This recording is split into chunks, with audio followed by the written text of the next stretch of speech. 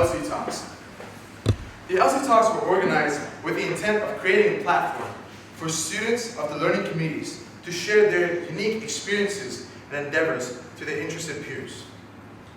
But before we get to the favorite part of the event, where you hear your peers talk to you, I'd like to introduce our first speaker for tonight, Executive Director of the First Year in Learning Community Programs, David Rumet.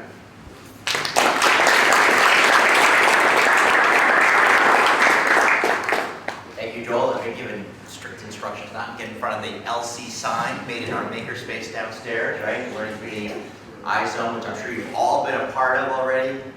We just have to raise your hands if you've been in the innovation zone, Learning Community Innovation Zone.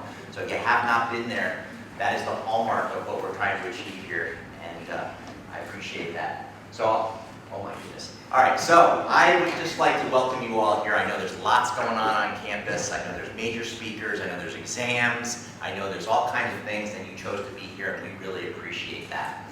I would also like to thank you to Joel for putting this event on, and the Executive Council of the Learning Communities over there. I see you situated. Thank you for all the good work that you do.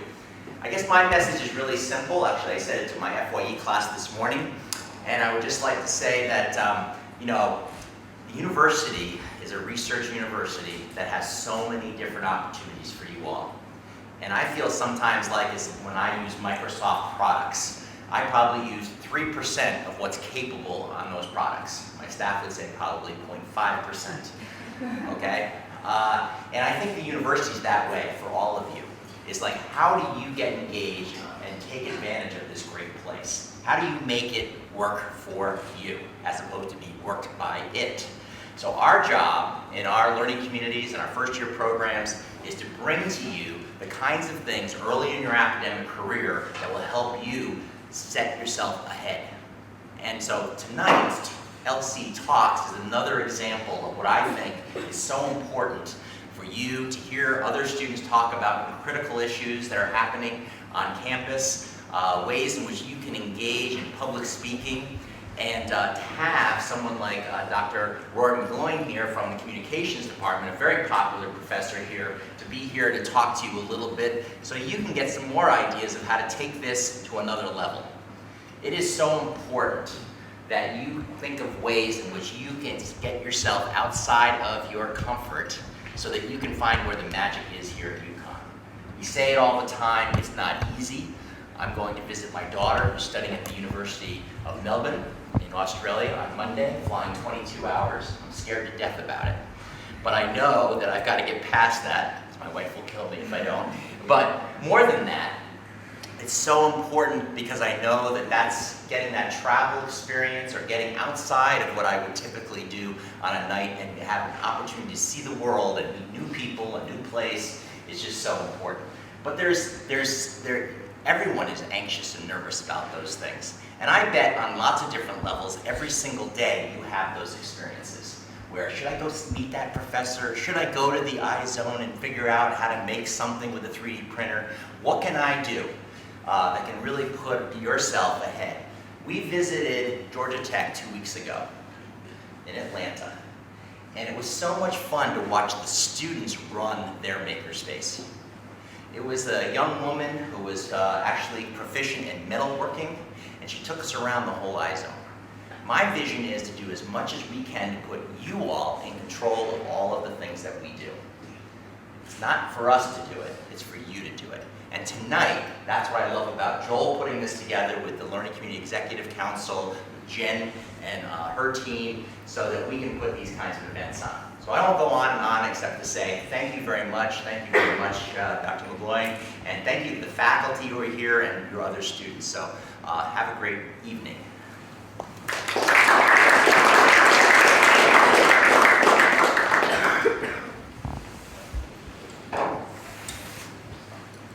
Thank you, sir.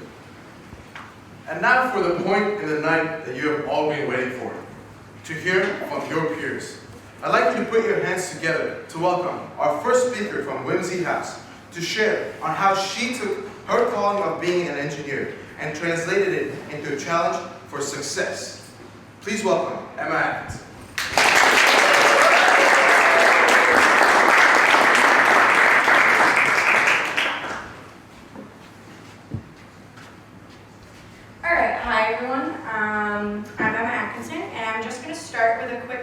All right. Just kind of shout out your majors. I want to hear, kind of get a feel for who's in the room right now.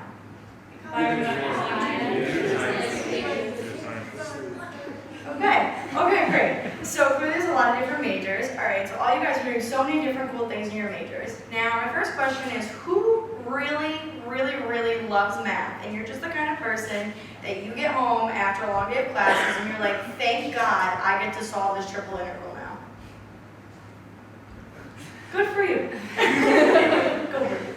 All right, so next question. Who of you kind of like math, but you kind of don't, but you can kind of deal with it, but you like doing other things? All right, a good majority of you. Now, who in the audience just doesn't understand what the heck is going on when you're sitting in a math class? Yes. So like my good friend Erin over here, I am like her. But contrary to popular belief, even though I don't understand most of what's going on in my math classes, I am a biomedical engineer pre-med major, and I'm also triple minoring in molecular and cell biology, electrical engineering, and math. Who would have thought it? So, to give you a little bit more background about me and why I'm doing what I'm doing right now, I basically, since the age of 8 years old, I have known that I have wanted to be a brain surgeon. And my clearest memory was I was standing on the kitchen table. My mom was in the kitchen making breakfast. And I just remember standing up and I said, hey mom, I think I want to be a neurosurgeon when I grow up. And I just remember her kind of being like, okay, what the heck are you talking about? Where'd you hear that word or something? And I remember being like, she may have not thought I was serious, but I was pretty serious. And when I was younger, I was kind of a little different than people. Now, what shows did you guys like to watch when you were little? So all these real cool shows that I was like Dragon Tales was one that I always bring up and stuff like that. Like that was my jam. But I was also that kid who I would sit down when I get home after school and I would watch Discovery Health. Did any of you guys watch that too? You know? Thank you. So I would love Untold Stories of the ER and Impact Stories of Survival is another one I'd watch. And I just loved watching those because I was completely obsessed with the human body. I love to see how it works and how you have, for example, 206 bones that allow me to go like this, or I can bend my arm and I can do that. Like I just remember sitting there being like, how in the heck can I do that? And as I got older and I started taking more biology classes, I started taking more anatomy classes, I started to realize that like, hey, I'm figuring out what I can do. I can figure out that, for example, your teeth, your jaw is strong enough to bite off your finger like a carrot, but your brain tells it not to. And I just became basically completely infatuated with the idea that you can basically do that, but your brain tells you not to. And I knew that I always wanted to be able to grow up and I would be doing this for the rest of my life, studying the human body.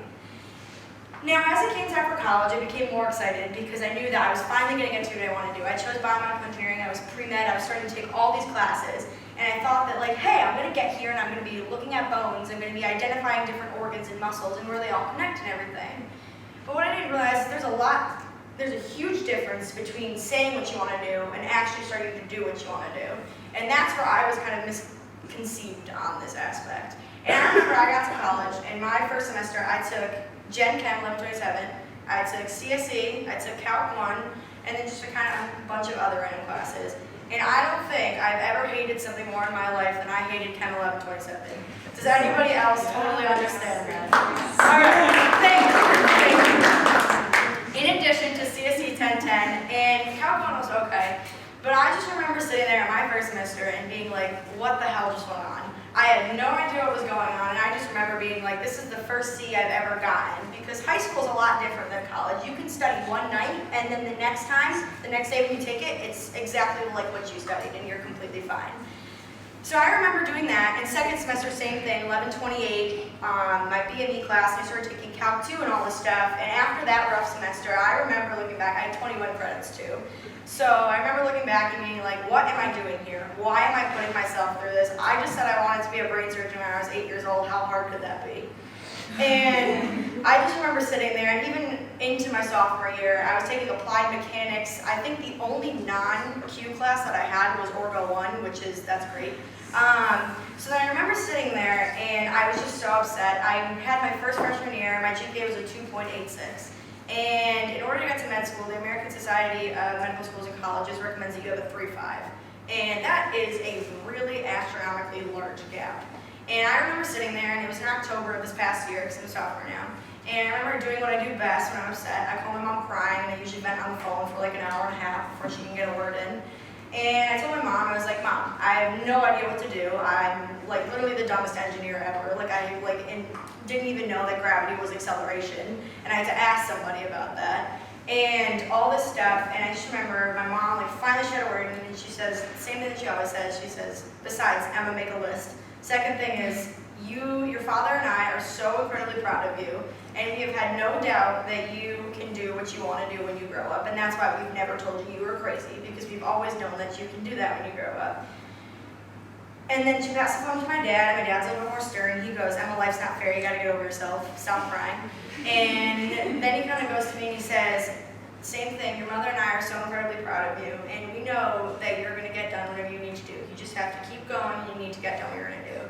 And of course, after this hype talk, I was so pumped. I was like, yeah, I'm gonna go run a marathon, like, find the cure for world hunger and stuff like that. Like, I'm ready, but then I remember sitting there and I was like, but then how am I gonna do that? Like, I probably still have 4 exams tomorrow that I haven't studied for because I've been crying for an hour and a half.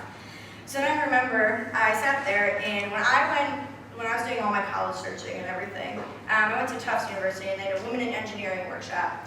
And I was sitting there, and like I was kind of falling asleep through half of it, but then finally this one woman comes up and she says, no matter what you do in engineering, the most important thing that you have to remember is that as an engineer, your job is you take a common problem or a large-scale problem and you create a solution to it.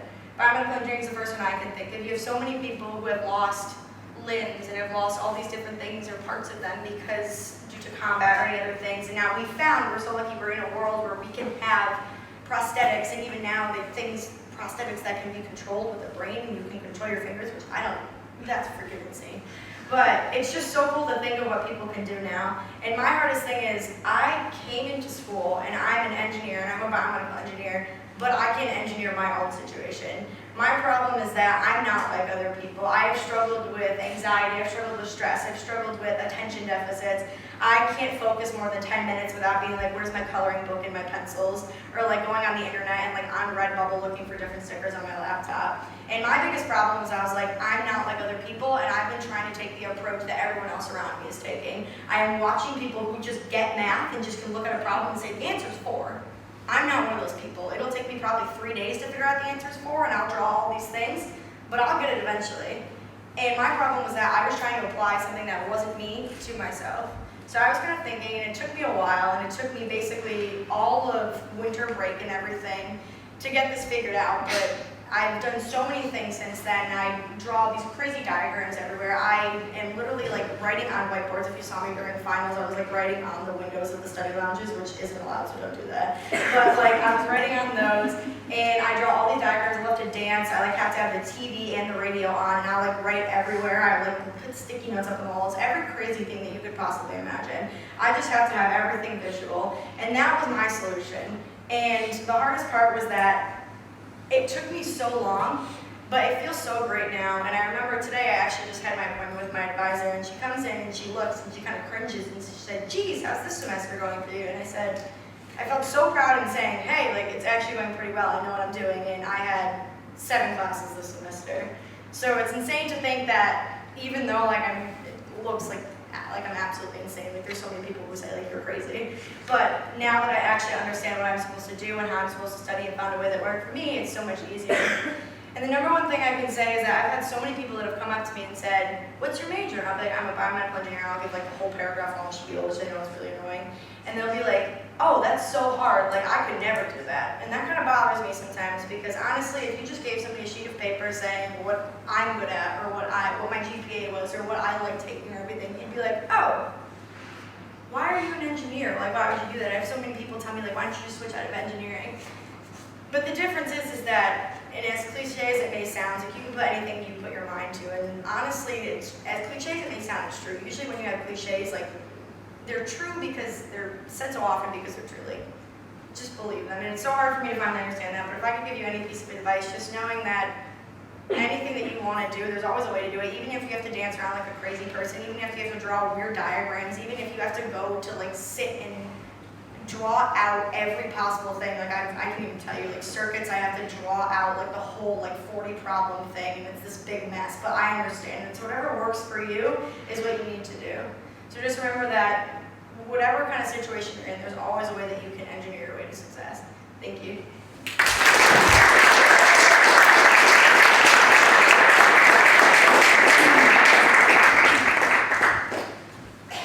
Thank you, Emma. That being said, on your way and in your journey to success, it's important that you're completely aware of the resources and opportunities that are available for you, and you're doing everything to take use of these opportunities. So here to speak to you now on how she's using her opportunities within the learning community to accomplish her goals of becoming a CEO, meeting Beyonce, and traveling the world. From the Business Connections Learning Committee, I'd like you to welcome Haley Anderson.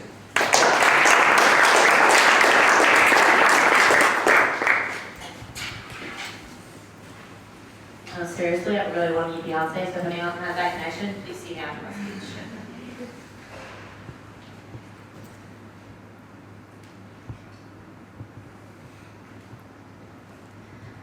So, I'm really glad you guys didn't see my headshot. Took it like second weekend because I'm in the business learning community, which means we gotta get like our headshots as like freshmen. So I'm like going in, you know, I try to like make my hair look nice. He like takes pictures, he's like, oh great, great. I got like 2 weeks later.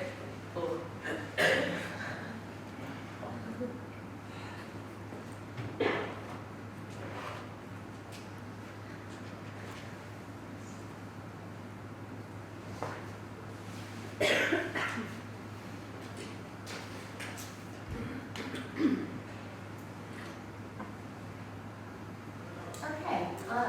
Hi, I'll just give you guys a little quick synopsis about my life. I'm Haley, I'm a freshman, I'm in the BCLC, which is the Business Connections Learning Community. And I'm currently an undecided business major, but I'm hoping to go pre-law, and I'm looking to do probably finance or management. So, I'm gonna do a little poll. All right, raise your hand right now if you know learning community. All right, great, that's it, majority of the room. All right, now raise your hand if you know someone in another learning community. All right, great, but like some of the hands went down. Now tell me right now, and raise your hand, if you know someone in 2 or more learning communities that you're friends with. All right, now if you look around the room, you can see that a significant amount of hands went down. That's what I'm gonna talk about today. First of all, before I can talk to you about why our community needs to become better, we need to break down the word community. First of all, what does the word community mean? Well, I look at it in 2 parts. 1, calm, and 2, unity. Speaking about the calm part, calm means communication. Where you're having a conversation with someone, whether it be in person, over email, over social media, or anything like that, you're having a conversation with someone. But if you don't have another end that you're having communication with, you're talking to a wall, or yourself, and that's not communication. And then the second part of that word is unity. Now, unity means the coming together of a person, or a group, or a body of people. So obviously, we're all in learning communities, or most of us are in learning communities, so the word community is really important to us. That being said, what makes you in a learning community, or anything in a community? People have these common threads. The common threads that we all have right now standing in this room is we're in UConn, we're in stores. Whether or not you're a student, whether or not you're faculty, you all have those common threads. Some of us are students right now, we're all wanting to learn. So that's a thread that some of you have right now that other people who aren't in this room or who are in this room don't have. Or the fact that we're all at UConn. You can have friends and family and other people around you who don't go to UConn. They're just visiting, they're just seeing the university. But you have a thread right now for all these people, which is UConn. And it might not just be scholastics. It could be anything. It could be your taste in music. It could be your major. It could be anything you can create. So now, what does that even mean? I think that one of the biggest things that people don't utilize here is our open forums. When you can come in and have the opportunity to say your mind, say what you think. Because if you're in a learning community, you're only seeing what you see in your small thing. You only have the values and the mindset of what you're talking about in your community. So you could be having a great conversation, but if you're only having it with people in, let's say, the BCLC, you're not really seeing it from an engineering side, from an international side, from any different side. You're just seeing it from your business aspect. And what does that mean? You're just seeing a one-sided conversation, and you're not becoming a community. Because community, like I said, is when you're united with a bunch of different other people. So in these open forums, what do I really hope to accomplish? I hope that somebody from every single community comes and talks and says their piece. Says, maybe this was a great idea, but if I had done it, I would have done this. Or if I were to run that event, or I have this great idea, those types of aspects and those things will actually progress our university and the learning communities and make them better. Because if you're just sitting idly by and you say, I didn't really like that, or I could have done it better, those are just words. What you want to do is you want to make actions. You want to go and you want to go out and you want to say what you feel, tell people how you feel, work on how you feel, come up with solutions. Because if you just see a problem in something, you're not really helping the community. You're just pointing out a flaw. And who wants that? You want to have a positive attitude. How can you build these connections that I'm talking about within your community? One of the ways I really like to build connections is through sports, whether I'm watching it or playing it. In high school, I was a pre-varsity sport athlete. I played basketball, I played volleyball, and I played track and field.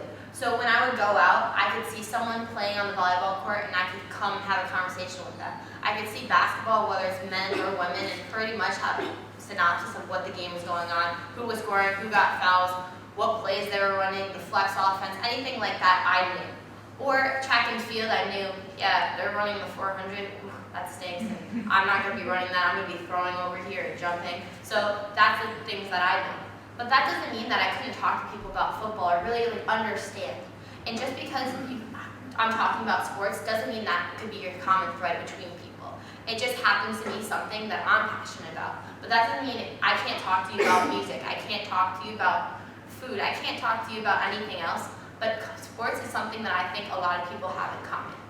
Whether or not you're playing the sport, whether you go to the rec center and you play a game of pickup basketball, or you play volleyball, or you go and work out, you lift with them, you go and or you can do on Sunday nights where you go and you watch football, or you watch a tennis or a soccer game, or anything like that. Those are things in which you're building connection with the people around you. So if you go out right now and you went to an open forum, or you actually made a connection with people, you would see, hey, you like this team, I like this team. That's a connection right there, and that's where you're building community and unity. So when you do and go out and do these events like the field day, like the Spirit Week, which I'm going to be talking about later, all those opportunities in which you can interact and network with people are opportunities for you to grow and for your community to grow. Because you don't want to just stay in your one community. You want to go and you want to outreach to other people. Now, here's something simple that I think everyone should do right now.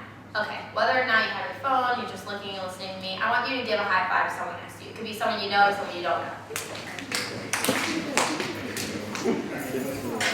Alright, great. So what did you just do right there? You just made an instant connection with someone. Whether or not you knew them or you didn't know them, you just made a connection.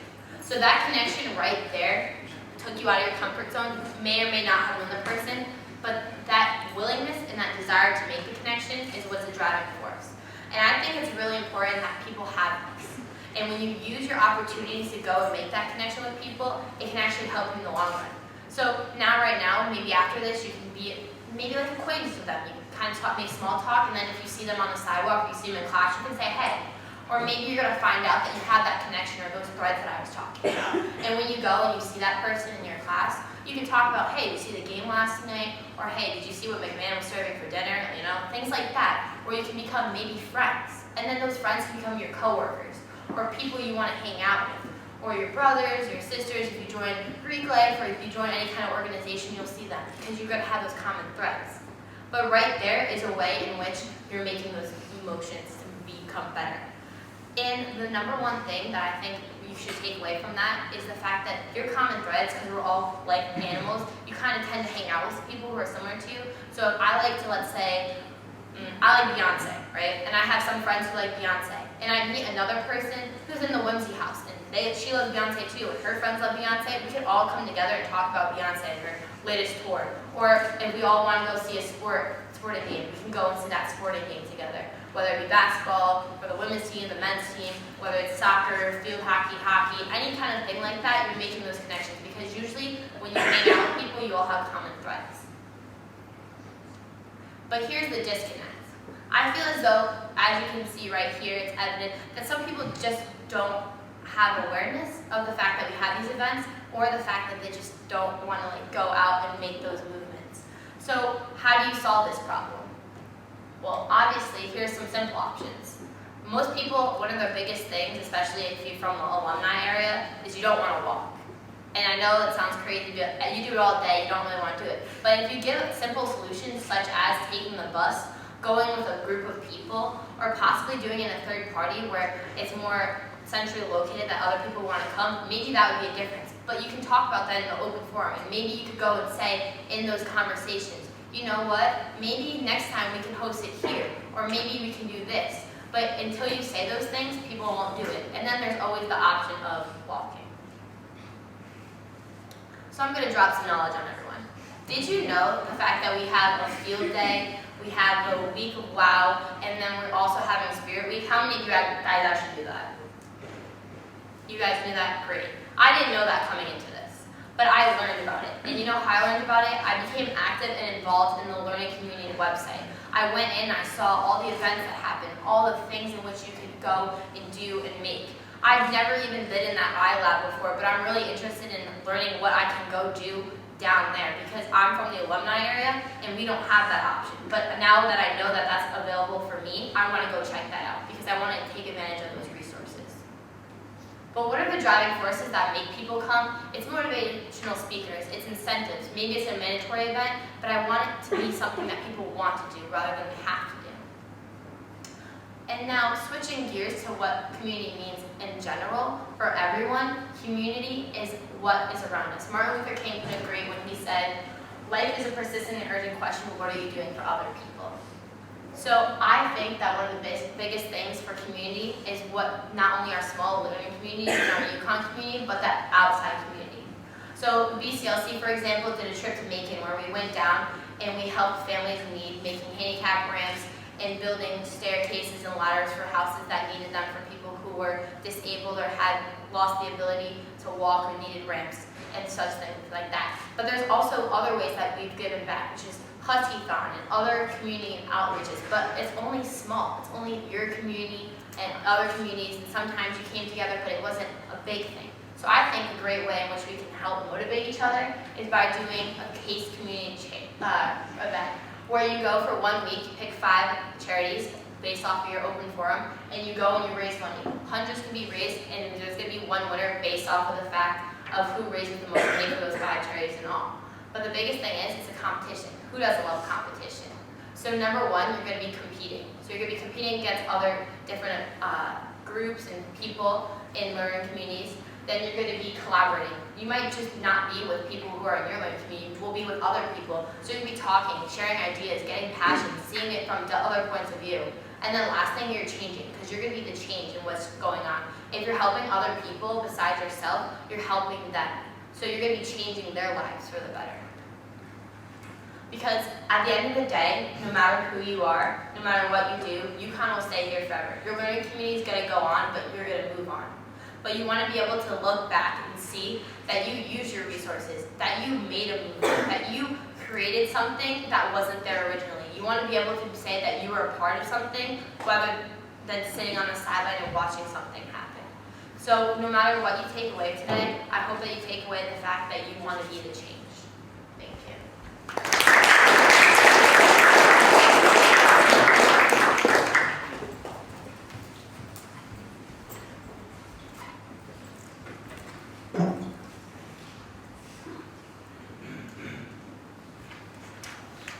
Thank you, Haley. On that note, just as a reminder for everybody in the room, the Learning Communities and Executive First Year Experience Program is participating in a challenge called Ignite, wherein you get to give back to the communities that have given you so much. By going online and donating with the website links that will be posted on our Instagram accounts, you can donate. Donations start at amounts starting at $5 and go up. Please go and help support this program that has given you so much and that will continue to help others coming into UConn.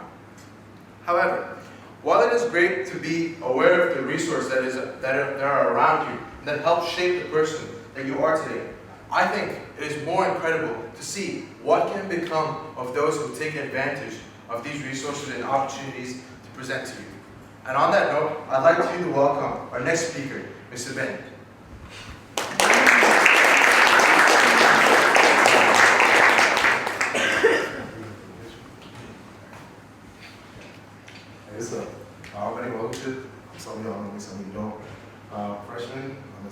Charles. What's up, scholars? I'm a computer engineer as well. Let me just start out with something fun. This picture here, it looks kind of professional style, right? Nice, you know. We took this at a party in Houston. This is my cousin's grad party. Everybody was sloppy at that joint. It was pretty nice.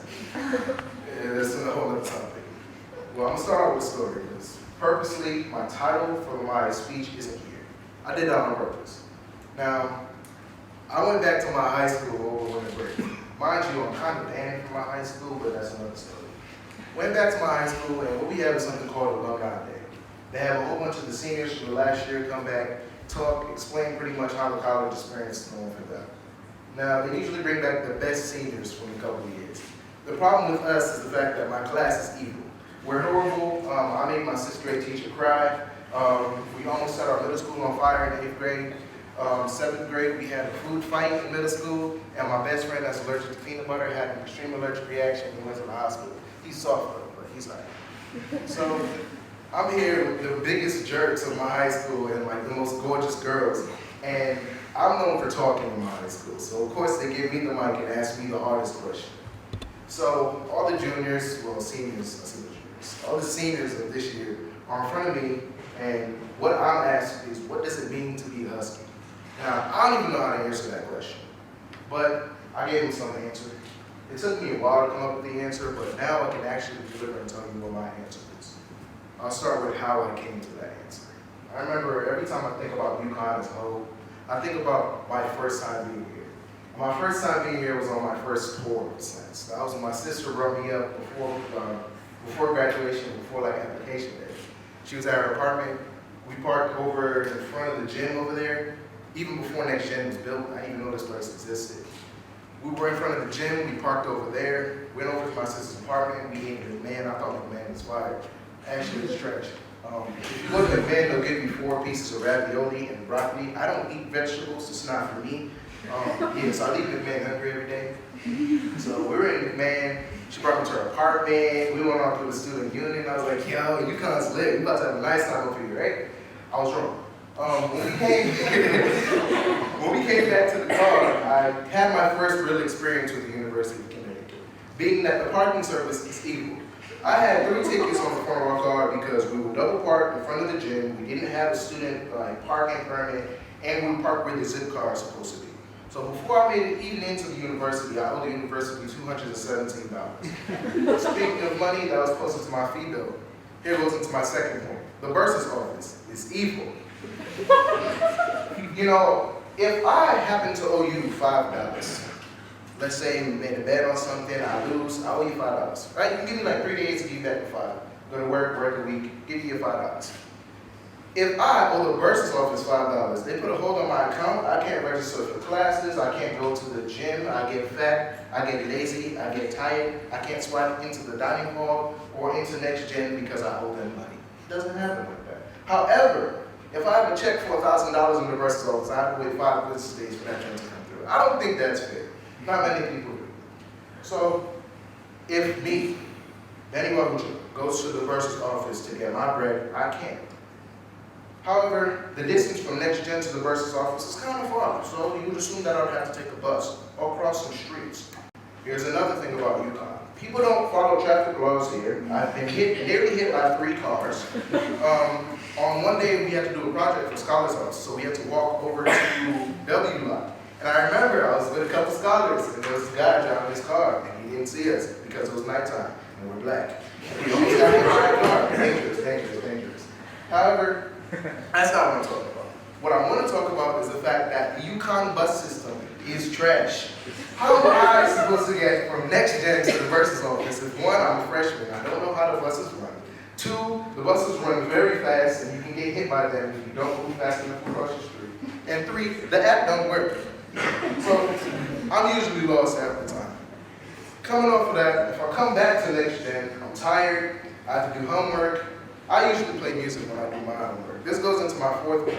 Quiet hours and RA are evil. They're all evil, they're all evil. I'm pretty sure I've been rated up at least 4 times within the past semester because I like to listen to music when I study. Now, when I study, I usually have music that's blasted. Everybody on Scholars Floor, we all blast music very loudly. Deontay Abraham, Deontay, raise your hand. Raise your hand. My boy right here got some brand new speakers. They're fire. However, the RAs don't knock on his door, they knock on mine. I have a nice Martin Luther King on the front of my door, power to the people. But what they happen to do is slam on Martin Luther King's forehead and complain to me that it's too loud. I don't be like that, but I have to get used to it. Also, I don't know if many of you guys know, there's this new thing called the blended burgers that we have at UConn. They're in Winooshi also. Fantastic. I didn't know that you can make burgers out of mushrooms, but UConn has engineered a way to create meat out of fungus. So if you take a blended burger, and you take this blended burger and put it inside of the refrigerator, and you let it sit there for a couple of days, it's gonna get a little bit slimy, it's gonna be a little bit nasty, it's gonna be a little bit funky. But if it's 1 o'clock in the morning and you're tired, you're gonna eat something, right? Last week, Wednesday, is my boss here, Jen Murphy? Is Jen in the building? Jen? Ooh, I think she just left. Jen, how you doing? Jen Murphy stepped in to get a wave to the people. Jen Murphy's fabulous. She's fantastic. This is my boss. I'm trying to get a raise. What's up, Jen? Jen Murphy knows that on Wednesday, I happened to throw up. Here's what really happened. Me and my roommate, Ralph, we like to eat food. We store a lot of food in our fridge. It's usually full. So as I told her, we were cleaning out our fridge on Tuesday night. Tuesday night, we were cleaning out our fridge, and what happened was that Ralph had a blended burger in the fridge. I didn't know it was a blended burger. I thought it was a burger from Charlie's. I love Charlie, by the way. I have a lot of friends. If y'all want to go, let me know. So I'm eating this blended burger. It's seeming all right because it's hard, because it's been in the fridge for a couple of days. I was grubbing. The next day, I went to work. So what's up to my boss, did my work thing, went to class, and I nearly threw up inside my discussion. Left the room and all that, I was chilling. So I emailed my TA telling him, you know what, I wasn't feeling well, blah, blah, blah. I couldn't make it to the rest of the discussion and I couldn't hand in my worksheet. He emailed me back in 20 minutes telling me that I would receive a 0 if I did not hand in my worksheet by 6 o'clock. TAs are evil. That is my 5th point. Now, I couldn't really tell all this to my senior class because they don't really take me seriously because they expect for me to be a jerk. So what I told them was this. If you ask me what it means to be a Husky, I'm going to tell you that it's trash. But that's kind of not true. If you really think of what it means to be a Husky here at UConn, the most important thing about this university is the fact that it has a lot of potential. If you go to Syracuse, you bleed orange. You know that. If you go to NYU, there's a certain esteem that you have to step into and claim. If you go to MIT, you have to be an MIT student. Students that go to Harvard Law, they know they go to Harvard Law, and they claim that. However, for us, being a Husky means something different. It's completely up to us what it means to be a Husky. You would define what it means to be a Husky, and we do that every single day. Whether that's making 100 wins in the basketball court or nearly getting hit by a bus. Look, I'm new to this university, and I'm just starting to realize what it actually means to be here. And just as much as anyone else in this room is a Husky, just as whether you wear a job or a snapback, you're a Husky as well. It's different for us. Being a Husky is completely up to us, and it's up. How many of you guys are here freshmen, by the way? Let me get a raise of hands. It's up to our class pretty much to define what it means to be a Husky for the next 4 years. So if you ask me what it means to be a Husky, I'm going to tell you that it's up to you. And that's pretty much all I've got to say. Thank you.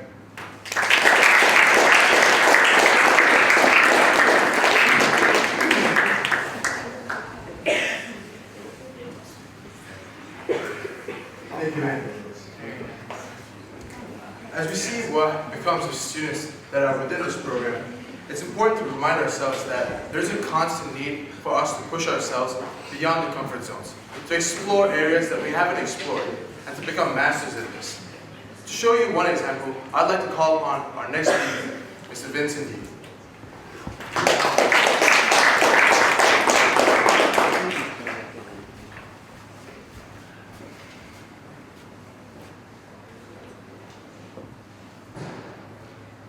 You are now a refugee. Head of a family of 4, you spend every day of your life trying to find a safe haven. One day you've learned that you've been accepted to a refugee camp. You and your family celebrate and joy as now you have a new place to call home and a new place for your children to go to school to. However, you also learn the conditions at this camp are still very poor. Food, medicine, maybe scarves. You may have less than $40 per person every month to survive. And the elements in your family may not mix well because of the poor living arrangements inside the camp. As you sit with your family at the dinner table one night, you wonder when things will start to get better. This is where the story of a typical Syrian refugee lies. Now, much of this experience involves poor living conditions, putting at the center of this story the most fundamental human right of all, the right that everyone has to life, liberty, and security of person. Article 3, Universal Declaration of Human Rights. Unfortunately, the Syrian refugee crisis has been exacerbated by the lack of support from powerful nations such as the United States. Now, for an example, we can only look to President Trump's recent executive order, stating that Syrian refugees, among other perceived threats, are banned from entering the country. Furthermore, we can look to a Bloomberg Politics poll, which states that out of the 1,002 adults that were surveyed, 53% said that they didn't want to continue the Syrian refugee resettlement program under the Obama administration. Now, this was before President Trump even became president, and after the Paris attacks, meaning that President Trump's recent actions to inflame illegal immigration tensions may have only highlighted the hesitance that many Americans feel when it comes to Syrian refugee resettlement. Now, if you're anything like me, you may be wondering how we can better motivate ourselves and others to help. It would be great if we could walk around in the shoes of a Syrian refugee to see what life is like from their eyes, but we can't, can we? It turns out that we can, at least at an initial level, through virtual reality. The United Nations has decided, in fact, to use virtual reality as a means of increasing international support for Syrian refugees. Their most recent film, Clouds Over Sidra, follows the life of a 12-year-old girl as she leads a life in the Al-Zatari refugee camp, home to 80,000 Syrian refugees. Chris Milk, a virtual reality film director, thinks that Clouds Over Sidra is the perfect example of how you can use virtual reality to create what he terms the ultimate empathy machine. Now, the logic is simple. If you put yourselves in the shoes of another person, it should be easier for you to empathize with them, instead of merely sympathize. The key here is that you feel that another person's feelings are a personal concern to you, as opposed to just feeling pity for another person. Now, you've seen this in books and movies, the same kind of immersion where you actually think in terms of the main character and you actually feel what it's like to be a main character in that story. But can virtual reality take this to the next level? Jeremy Bailenson, director of the Stanford University Virtual Reality and Human Interaction Lab, states that this is possible if we do virtual reality in the right way.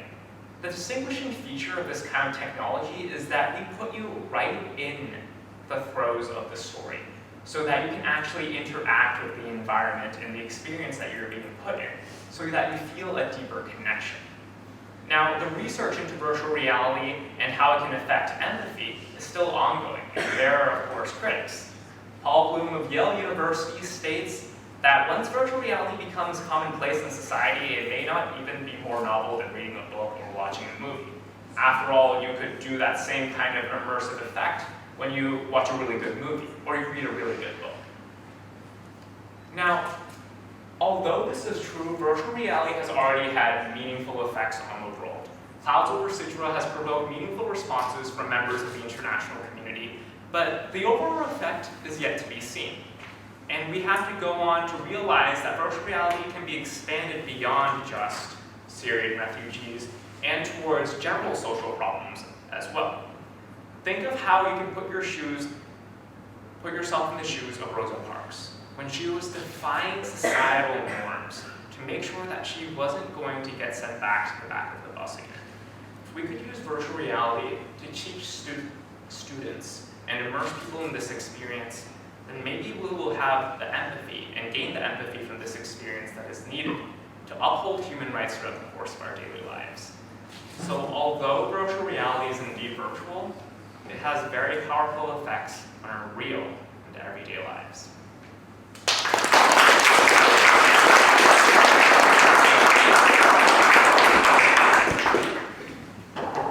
Thank you, Vincent. And with that, we conclude the student speaker presentations. However, before we cap off the night, I'd like you all to welcome one more very important individual. He earned his master's and PhD in communication from UConn, and now has the ultimate privilege of working his dream job at UConn, where he continues to share his knowledge with and shape the future of future UConn alumni. For the last decade, he has spent his time and efforts in studying and practicing the art of public speaking and delivery. Please put your hands together and welcome our beloved Com 1100 professor, Rory McGlone.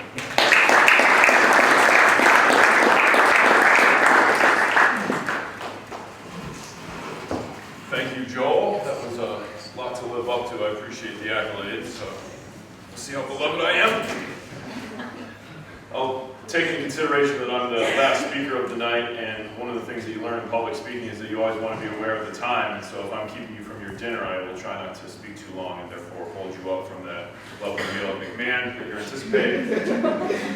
Before I begin, I'd just like to commend the 4 student speakers that we heard tonight. I would consider them to be diverse, dynamic, and ultimately captivating in each of their own styles. And if they represent the future of UConn students, and certainly if they represent the cohort that we have in this room, I think we're in very good hands. Unfortunately, now I've been tasked with the challenge of talking to you about public speaking, and unfortunately I think that I have a room of really great public speakers in front of me. So I'm going to do my best to share some new thoughts, to try and be dynamic, and to hopefully engage you in a conversation that I think will last you the rest of your life. So as Joel mentioned, I've had the pleasure of being a UConn Husky now for almost a decade.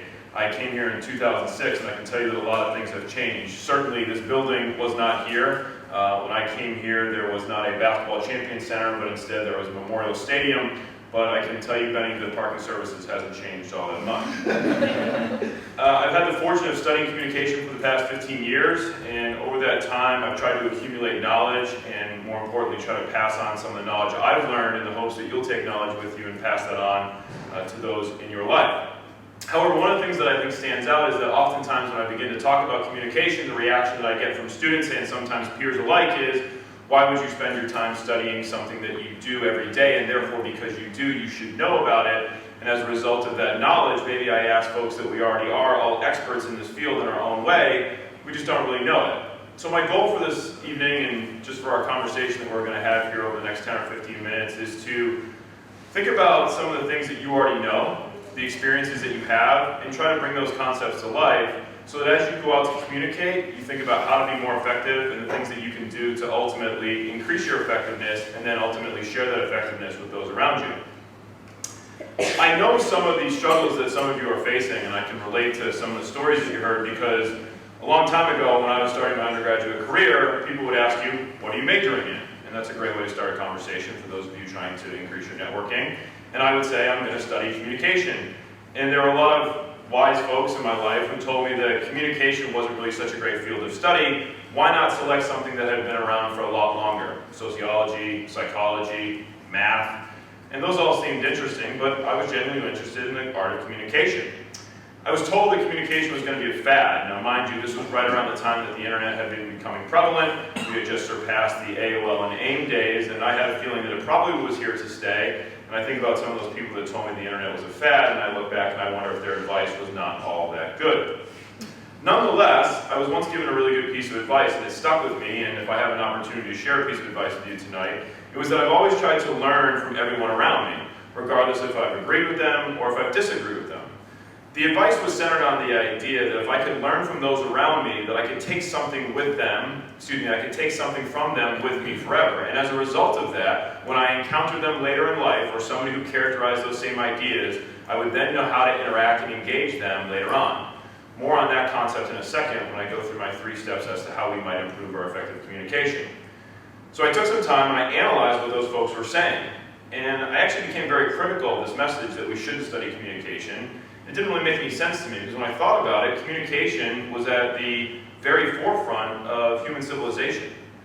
In fact, when I even thought about the messages or the arguments that they were making to me to not study communication, I thought, you're communicating with me right now, albeit not very well, but nonetheless, we wouldn't be having this conversation without communication, so how can you possibly convince me that we shouldn't have communication, because otherwise you wouldn't be able to have this argument with me. they really didn't have a response to that very often. And so with that, I continued to pursue the study of communication, and tonight we'll talk a little bit about what that means.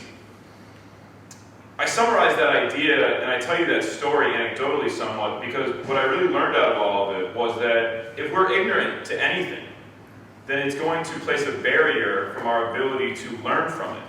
So for me, if I would have not studied communication because somebody told me it wasn't a thing, how could I have then learned to become better at that thing if I did not think it existed? So for all of you in this room right now, my guess is that throughout the last 18, 19, 20 years, you've encountered somebody in your life who said, I wouldn't do that, that's not a good idea, and you've persevered. And so my initial message to you tonight is continue to persevere, because if it's important to you, then you recognize that there's something that you can learn. And if there's something that you can learn, there's something that you can share. If something that you can share, you can make a part of this community, and that's of course the essence of what brings people together here tonight is all about.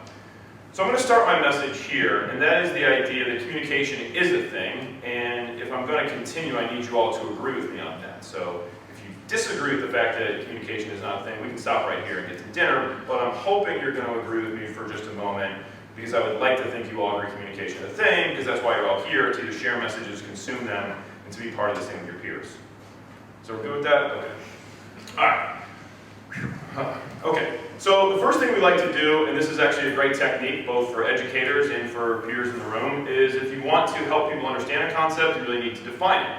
And definitions can be a tricky thing because we have our own personal definitions of things, the denotative versions of the concepts that we talk about, but then we also have the connotative versions of things, right? How words or concepts make us feel. So just for one moment, in your own minds, if you're still paying attention out there, how do you define communication? And I ask you that very literally, to just take a moment and think about what concepts, ideas, words come to mind when I say define communication.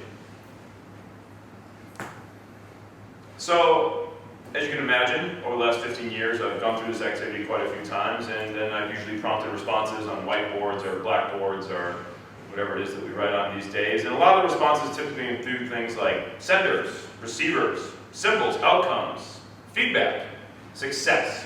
In fact, a lot of times people fall on the idea of orienting their idea of communication around this concept that a message is sent effectively or a message is sent and is received in the manner that it was sent. So I want you to think about this idea for a second in the sense that chances are, and I've done this, and so there's empirical evidence behind it, but if we all took the time right now to share the 30 or 40 opinions of what we think communication is in this room, we probably all wouldn't come up with the same definition. And that's actually the point that I want to make. In that when we're in a community, one of the most important things that we can do is we can define our terms. So here tonight, it becomes very important for me to share the same definition of communication with you if we're going to have a conversation about it. So if we're going to have a conversation about anything, make sure that we know what it is that we're talking about. Take the extra step to define your terms, whether it be having a conversation with your audience and explaining your jargon for some of you with scientific backgrounds, or if you're in a relationship, whether it be with your roommate, your friends, a significant other, if you want to talk about a concept, make sure that you share the same definition of it so ultimately effective communication can take place. You see, I think back about all those naysayers who told me that I shouldn't study communication, and I think what they were missing out on was the fact that they were missing that communication was more than just a message being sent. Many of you in here will probably pursue careers in which you will design messages. In fact, the entire concept of your job will probably be oriented around sending messages. And for some of you, it'll be on the other hand of things. It'll be receiving messages, making sense of them, analyzing them. But what I want us to leave here with is a definition of communication that understands that it's a process. That communication is not just one thing or the other. That communication is not just senders and receivers, but it's a process. It's a non-unidirectional, non-static, ever-changing dynamic process. The reason that I use the term process is because I think about something that continues over and over, unending, with or without you. And if we understand that communication is a process, then we can then begin to determine where is our role, where do we fit in, and then of course the ever-burning question, how do we get better at it? See, communication captures a really unique interaction of dependence, such that message receivers need message senders just as much as message senders need message receivers. But see, this is only part of the concept. In fact, a lot of you may have described in your definition of communication just a few moments ago that communication can take place in very many forms. Verbal, nonverbal, those are the most popular. But think about the artifacts that we have in our life. Think about the way that we dress. Think about the signs that tell us where we're not to park. Think about the hundreds or thousands of messages that we receive every day that may or may not have been intended for us. My point here is that communication takes place far beyond just the conversations that we have, and that communication has an influence on us whether we like it or not. But let's go back to that burning question, that idea of success. So if in your definition just now, when I asked you, if you thought about sending a message effectively, or if you thought about the idea of a message being received accurately, I challenge you for a moment to think if that really fits in with an ultimate definition of communication. Here's why. You can all probably think about a time, not just in your life, but maybe within the last 24 hours, in which a message that you sent was ultimately not received in the manner that you wanted it to. Think about relationships, again, that you have with people that are very close to you right now. Maybe you've asked your roommate to stop leaving the light on. Maybe you've asked your roommate to turn the music down. Maybe you've asked your significant other not to text you while you're in class. Probably can think of hundreds of things in which somebody has either sent you a message or you sent a message, but the result of what you wanted to happen did not take place. And so I ask you, how did you feel? Probably anxious, frustrated, disappointed, angry. And those are all great emotions to characterize it, but my question for you is, did communication still take place? And I hope you answer yes. Was the communication effective? No, and that's what we want to determine. So in those moments where we've been ineffective, in those moments where we've been disappointed, in those moments where maybe we have been let down either by our own ability to send messages or by the ability of others to decode what it is that we've sent, how do we become more effective? So here's where things get tricky, and hopefully I don't leave you too disappointed, but even though I've been studying this for the last 15 years, there's no one-size-fits-all answer to this. I've done a lot of workshops over the last decade, and I've got a chance to go in and meet with a lot of really great people, and they'll often say, I want to become a better public speaker. What do I do? And it's not that easy, and it's not that simple. And so, as I mentioned at the top, communication is a process. It's ever-changing, it's dynamic, it's never-ending, a lot like our speeches were earlier tonight. And therefore, if we share that definition of communication, then you also must understand that what comes with it is no simple answer to become essentially better at it. That it's a process in and of itself. But I did put together a few things that I think will be relatively helpful for you as you continue to pursue your careers here at UConn, and then hopefully they're things that they carry with you for a long, long time. So my first piece of advice in terms of improving your communication efficiency is to start thinking about the process a little bit differently. In fact, what I'd like you to do is to start spending more time thinking about how others around you define communication rather than how you define communication. So we just went through this activity right now where each of us thought about a definition of communication. And I'd like you to think for a moment how your definition may have been different than the person who was sitting next to you. Now, if you two don't share the same definition of communication, as a byproduct of that, when you go to engage them in communication, you may not have an opportunity to be successful because they don't actually measure success in the same manner. What I'm getting at here is that I want you to start focusing on your audience before you start focusing on yourself. In other words, when we think about communication as a process, over here, we have a message sender, and over here, we have a message receiver. And so often, when we come to talk about how to become a more effective communicator, we think about this over here. How can I be a better message sender? But what I want you to do is I just want you to think a little bit differently about the communication process for a moment. And I want you to think about your audience. I want you to think about how they define communication, and then I want you to think about what their needs are. What I've learned after spending a lot of time in the classroom and the lecture halls with 300 and 400 and 500 students is that audiences are relatively selfish. In fact, I'm a relatively audience-selfish person too. And I say that because when all of you showed up tonight, you weren't necessarily concerned about what the person next to you was going to get out of the event. You were concerned about what you were going to get out of the event. You had a particular set of needs, you had a particular set of wants, and most importantly, you had a particular set of expectations. You're evaluating the entire event based on whether or not those expectations were met or exceeded. Now, hopefully we're exceeding their expectations. But more so, if we had planned the event focusing more about the messages that we were sending and not on the expectations that you had, chances are it would not have had the opportunity for success if instead I had focused on the things that you wanted and needed. So therefore, as you engage in communication, think critically about what your audience wants, and then make an effort to communicate in a way that allows them to get to the place that they need to be, whatever that may be. Now that's of course very challenging given the fact that audiences are completely dynamic and changing and you don't always know who they are, which takes me to my next step. Once you've begun to accept the fact that communication in many ways, in order to be effective, should start with your audience, then we come back and have a conversation about ourselves. So this has become a bit of a mantra of mine as I've done public speaking workshops and boot camps with people, And to boil this down, I would like everyone in this room to make an effort as they continue to strive to become more effective communicators, to become more self-aware. And really what I want you to do is take one step further, and I want you to begin to process how others see you, literally how they see you. I want you to think about what happens when you stand in front of a room and you begin to speak. I want you to think about how that audience perceives you. What do they see? What do they hear? What do they feel? How do they interpret the way that you move? How do they interpret the manner in which you dressed? Now, some of you might be thinking that's very specific, and it is. Because what I'm trying to get across the point is that everyone in this room perceives everyone else in this room a little bit differently than the person next to them. And the more self-aware that you can become, the more clear and accurate your self-definition is based on the responses that you're getting, the easier it will become to make adjustments in your delivery style. Let me say this a different way.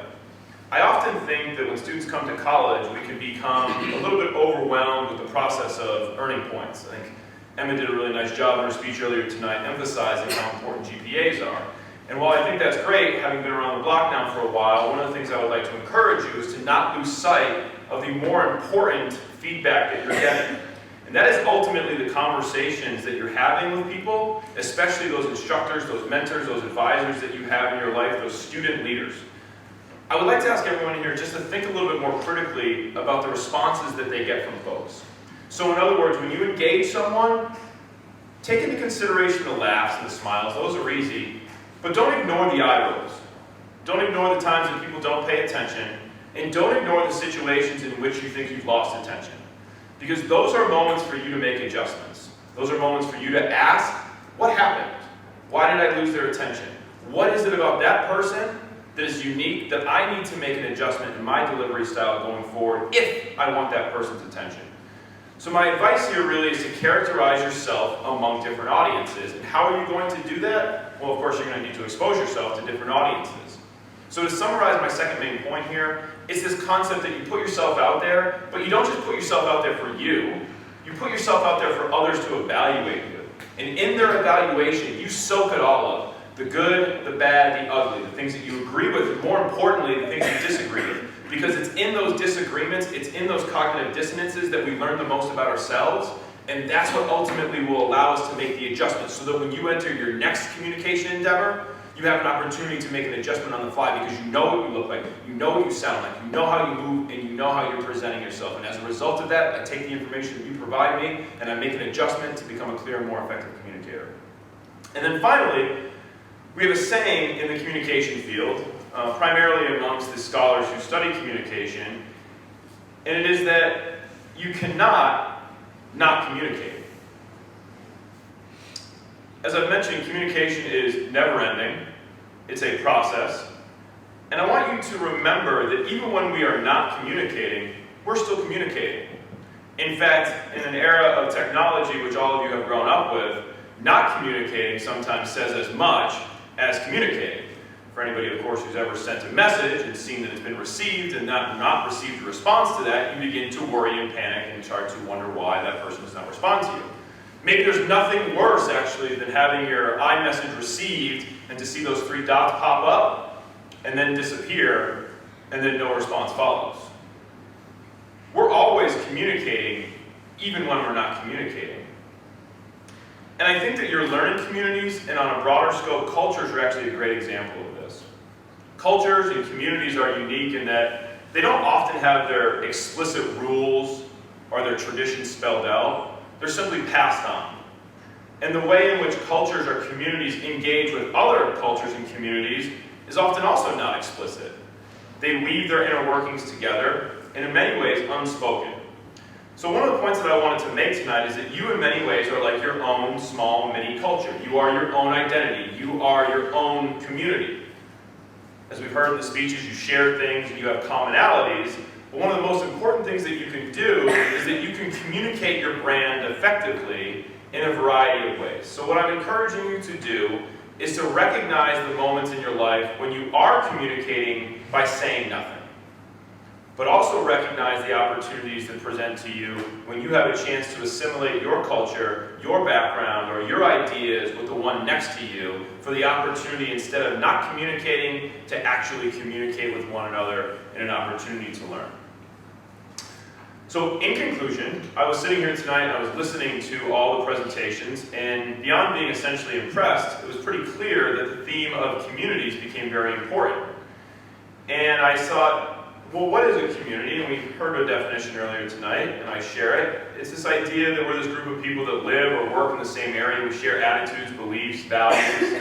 And as a result of those shared bonds, it oftentimes makes it easier for us to come together. One of the challenges of becoming a more effective communicator, as I've already mentioned, is receiving feedback. So what I want to encourage you to do as you're part of this learning community is to take advantage of those shared common bonds. And I want to call you to action to go out and to communicate with one another in meaningful ways. But that doesn't mean getting up and public speaking in front of a group or giving a presentation. That means that every communication opportunity that presents itself to you, you think about it, you consider it, and more importantly than anything, you reflect on it. You take it as an opportunity to learn about yourself, to learn about others, and then to use that information going forward to ultimately find yourself at a place where you are confidently effective in all scenarios that you have in front of you. With that, I wish you all the best of success, and good night, and thanks.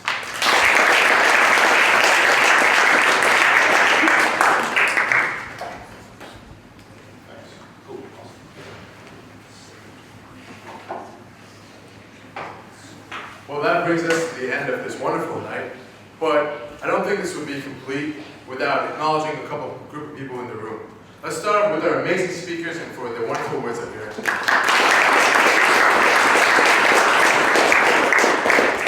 Thank you.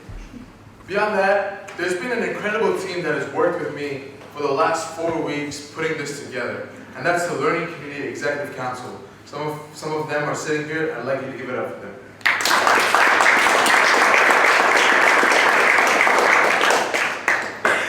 All this would not have been possible if it weren't for the support and the efforts of the Learning Community Office. Jen, Melissa, Cody, Dave, thank you so much.